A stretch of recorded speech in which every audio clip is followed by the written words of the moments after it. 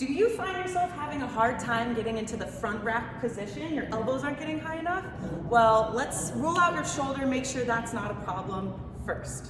Okay, so first start with a quick shoulder assessment. You're going to lay flat on your back, lift your arms overhead, check your flexion of the shoulders.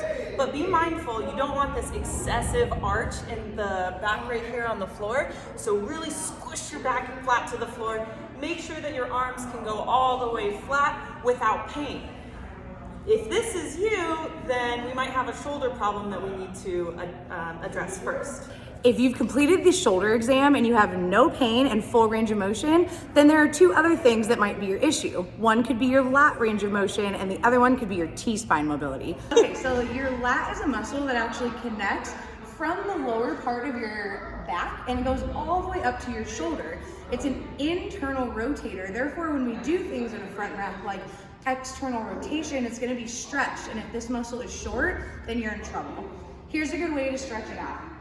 Get one of these bands, put your elbow through the band, and then step forward. Then what you're gonna do is lean your armpit forward towards the floor. You're gonna feel the stretch all along that lat, and you can even turn the hip to open up.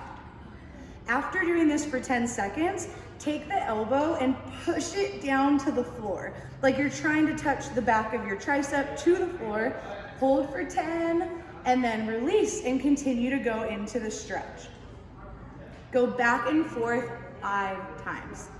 So another thing that you might focus on is thoracic mobility. So one thing you can do is get a weight, put your heels elevated. You're gonna take the weight above your head here, and you're gonna keep your arms nice and straight, deep breath into the belly, and low, deep squat, holding, squeezing, and back up. This is really important that you're getting some extension in the thoracic spine while it's loaded, so it's great thoracic mobility.